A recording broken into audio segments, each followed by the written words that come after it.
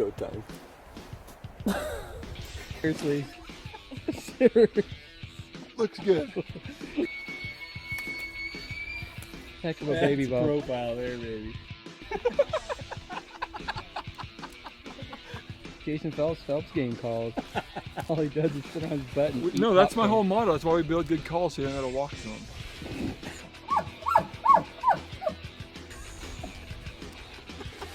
Done.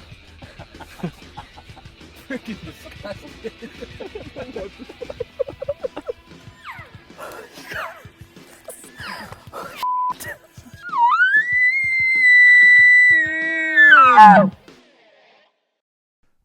All right, folks. Welcome back to the Gritty Bowman Podcast. We are here with Jason Phelps for this episode of Phelps Elk Nuggets. Information that you need to kill the biggest bulls with the biggest nuggets.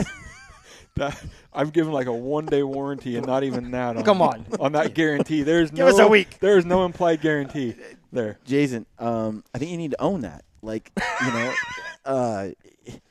your tips will help people kill. The biggest bulls with the biggest balls. Yes. Let's call them nuggets. Let's say- Facebook pictures. Look what Phelps got me. Look. Yeah. So, we're going to ask you today to share it with us. Your calling, some of your go-to calling sequences. Right. Like, what do they sound like? We want you to actually get on that thing and Blow on dance. the tube. Yeah. Right. Yeah. I can blow some hot air. So that's one of the questions we get a lot. Is like, what do I located an elk, or there's an elk in this patch of timber, and I moved in close, and then what do I do? What do I sound like? What? This is my Snyder hat. Like, No, it's got to come down. I mean, there should be some. dude, if it comes down like this, I really can't work That's it. my eyeballs. My eyes aren't sunk enough deep in my head like Snyder's are. I don't have that caveman You don't have that forehead. Neanderthal Neanderthal. forehead. Yeah, Big I old don't. Right. But I specifically got Gritty Bowman on the back like this so that Snyder can, wear it proud. He's still not I just can't do it, man. I can't do it. pulling it up a little bit off the eyebrows. Anyway, sorry to distract you. Go carry on, my friend. So one of the questions we get a lot is, basically, what do I do? Or I did this and it didn't work. Yep. Or I did this and it hung up. And I'm pretty boring. I'm the vanilla ice cream of elk calling. I do the same thing over and over. It gets a little bit boring. And like, well, why wouldn't you change it up? Or why? I was like, if you do enough things enough times, eventually it's going to work. Yeah. And then I can say how great it is. There you go. And you can guarantee it, too, yeah, I think, wouldn't Well, it's also like, why fix what's not broken? you? Yeah. Right. So- Exactly. So if I'm Bob Ross with my big canvas out here and I'm painting pretty little trees, the picture I'm trying to paint is I want to get in close. We talk all the time about super aggressive, getting in tight, getting in close. A lot of times before we ever start calling, we've made some sort of eye contact, or not eye contact, but we've made visual. Stared him in the eyes. We've looked deep You in their and me. eyes and let We're them know. gonna tango. We let them know exactly what's going on. We've made visual confirmation. Is that better? That's bad. We've made visual confirmation that we have elk in front of us at our Okay. 12 o'clock. Okay. Now we're usually close, 70, 80, 100 yards. Yeah. And so we're trying to the picture we're trying to portray is one of your cows is essentially on the edge of your herd has slipped out. She's either coming into estrus or she's getting hot. She deserves to be checked on, and then immediately after she makes her estrus whine, which is a long, wavy, drawn-out cow call, which we can do here in a second. I immediately follow up with a challenge bugle.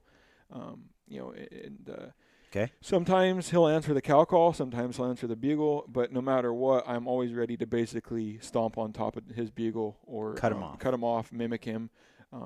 Kind of figure out, well, if he has a big growly deep intro to his bugle, he gets really clean, and then he chuckles 6 times at the end. I want to do that exact bugle and try to walk right on top of him, basically mimic him and stomp on him. And essentially. Okay. Let's hear So, this. Right. cow calling, you can either accomplish it with the wood, but Hey, Brent, slide over there so you don't block that camera there. here's kind of the estrus whine. It's it's wavy. You go high, low, back to high, and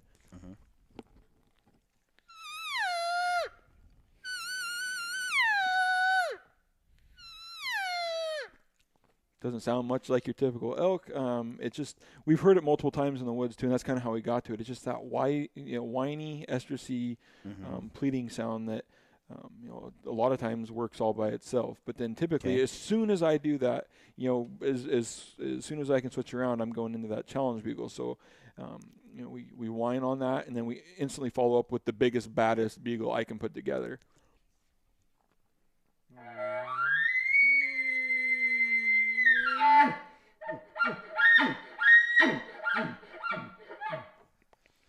Okay. And I don't necessarily want to get in. Me and Corey have discussed in length like why he does what he does, and then not to prove him wrong, but I was like, well, what if he doesn't bugle? Yeah. Now your game's over. Eventually you're gonna have to bugle. So Right. I kind of like I think it's probably he's probably way more patient than me. So I'm kind of like trying to get the game started.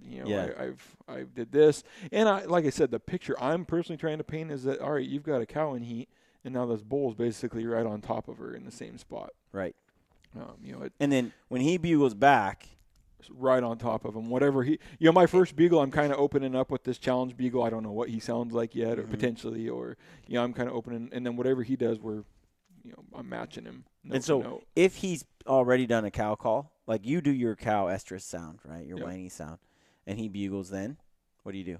Bugle back? Then I'll walk right on top of him. You'll cut him off, like? Yeah. So I'm just trying to get to that point, and that's why I always joke with Corey, we're like, what happens if he doesn't? And I'm like, I'm just trying to get him to make some sort of a response, because I'm trying to crank that temperature up on him as quick as I can. So as soon as he bugles, it's like now I've opened up that door where I can walk on him. Yeah. As soon as he bugles, though, that's what you're doing. You are walking on him. Right on top, and and hopefully at that point, I can see in the woods like fumbling with reeds and trying to switch. I usually have a pretty souped up diaphragm in my mouth. It may not be the best for a lot of times I'll have the wood call dangling around my neck. I'll hit that with that estrus whine just because it does excel on that whiny nasally sound, and then I'll just go right to the diaphragm. I'll use an external reed, like that, like you just said, to do that estrus sound, and then I'll go right into. Then I'll have that reed already in my mouth to cut him off at a moment's notice. Also, if once it's game time, like I have a reed that I like to use for bugling, and then I have a reed I like to use for cow calls. Yep. And then I have a reed that sort of can do dual purpose. It's not the best at one or the other, but it works pretty dang good in both. And so when I know I'm sort of gonna need both sounds all at once, I'm sporting the reed that gives me that sound. Yeah. And I typically can. In a pinch, I can make all the cow calls I need to on my big bugle reeds. In a pinch, I can handle everything I blow. Sounds awesome. It's not no. The rest of us are over there going, "Dang it, I can't blow this one." No, it's not the perfect sound. It's a little bit higher pitch cow call, but it works. I usually, like I said, just start with that, and then I'm able to do, and then ideally, me and the bull can talk the rest of the time, and I don't need to go back to that cow call. He's either so fired up he forgot there is even a cow there, right? Or then the idea on getting that close is we've talked about it. That bull is trying to do two things at that time. And essentially a third. He's trying to survive during that time. But number one, he's trying to mate. Yeah. It's like that's his whole sole purpose for reproduction. So you're trying to really, and then he's got his ability to fight is kind of to make sure that he gets his chance to reproduce. It's all about shagging. That's what it is. Yeah, it's all about shagging. Yeah, I mean, shagging rights. You get one good month out of the year. You're going to take advantage of it. So. Oh yeah. What happens when you do you ever like lip ball? I don't. I lip ball in competitions. That's it. Mm-hmm. I used to joke around when I first started doing this whole stage calling stuff. It's like, I'll learn how to do that and I'll master it for stage calling, but I don't typically use it in the woods. Sometimes I have just as a variation in the woods, but very, very small percentage. Where I'm not like, I need to hit him with a lip ball here. It doesn't just make him doesn't work. Is to cut him off? I just never. It's one of those things where I've never needed or did it. It's just it's who knows. Maybe I'm missing some big hidden key, but I've never noticed. By the time I'm using a lip ball, he's already mad, and I'm mad, and I'm screaming. I'm actually like, I'm ready to fight, dude. By the time that emotionally, I'm like, you want this? Come on. Yeah, you're ready. I get pretty amped up, as Mark can attest. I'm breaking branches and rubbing trees, and I'm like, And I think that drive, carries, that emotion carries through in the bugle. The same way I'm sitting there like challenging the bull, like with words like, you little over, like, right. Get over here, Yeah. So no, I don't do a lot of lip balling. Like, we can kind of use that voice inflection, as you heard on my challenge bugle. I can make it growly at the beginning and I turn it into a growl at the end, which is kind of accomplishing that. Yeah. That same. Do it one more time for us. So I mean, the for people that don't know, I don't want to insult anybody because a lot of these people probably do know, but you just growl with your throat. So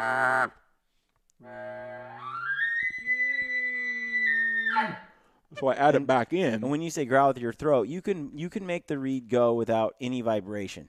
So it's just air. You just add that throat growl into it. In the throat, all it is Yeah. So you can do it clean. Yep. Or you can add that's just air. Or you can add the throat in. And what I usually do is start with a little bit of gargling. Yep. Go clean for just a second, and then go back to the voice.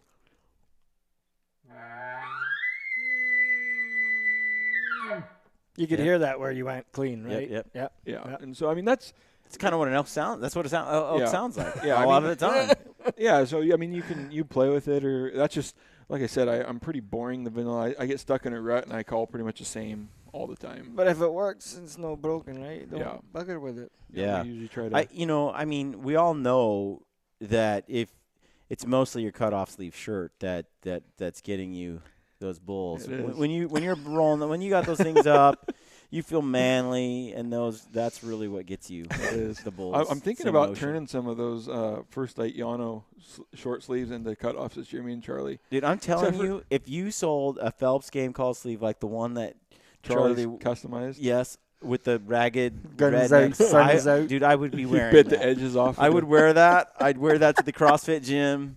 I'd be putting my flex on. I'd be wearing that on my campaign runs through the woods. I would sport that sucker. I think we need like we need to go tanning though. Is our problem? Me and Charlie, I don't think we could actually pull it off. We have to have it like underneath of a shirt somewhere. Dude, I've seen Charlie wears an undershirt under his cutoff sleeve shirt, a long sleeve, which is sort of counter, very, I don't know, redneck. Doesn't make a whole lot of sense. But no. Anyway, diverge. Yeah. So anyway, I think we covered it. We got your elk calling sequence. Perfect. Yep. Yeah, I mean, and it comes with a guarantee. That's right. Big nuggets. Locator bowl. The big nuggets guarantee. That's right. The big Phelps nuggets guarantee is what it is, right? Oh, yeah. Hashtag. If I only had to make 3 calls, it'd be a locator bugle, right. estrus wine, and a challenge bugle. Yeah, I could pretty much live on those 3. Yep. Cool. All right, man. Thank you. Thank you for listening to this episode of Phelps Elk Nuggets. Elk's Nuggets. Stay gritty. Stay gritty, yeah. Stay gritty. Cheers. Okay, gritty friends. I hope you enjoyed that podcast. If you did, please take a moment to leave us a review on iTunes, Podbean, or Stitcher. We love reading your reviews. And connect with us on social media if you're on there. Look us up on Facebook and Instagram. And take a moment to subscribe to our YouTube channel so you can receive notifications when we upload new videos. We've got a sweet deal with Mountain Ops. You get 20% off on all Mountain Ops supplements, combo packs, and apparel when you type in the word gritty at checkout. If you're a hardcore elk hunter, or you want to be, go to the Elk 101 website online and check them out. Our friend Corey Jacobson is killing it with some of the best elk hunting information and entertainment on the web. If you haven't heard, we're doing a huge gear giveaway to try and grow and expand the gritty community on Facebook and Instagram. I asked a bunch of friends to pitch in on this gear giveaway, and they all came through with some awesome stuff. Our friends at KUIU, Rockslide, First Light, Phelps Game Calls, One Shot Gear, Mountain Ops, XXX Archery, Blacktail Outdoors, and Is It September Yet are pitching in some sweet gear for the giveaway. We'll announce all the details in the next few weeks. All you have to do to be entered to win is like our Gritty Bowman Facebook page and follow us on Instagram.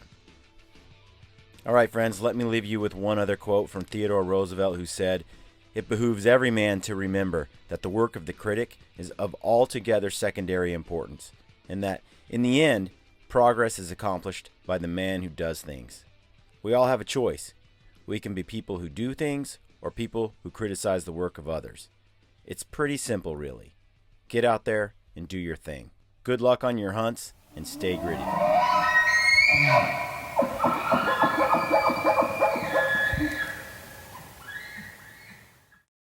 This is Ty Stubblefield, and you're listening to The Gritty Bowman. Gritty Bowman.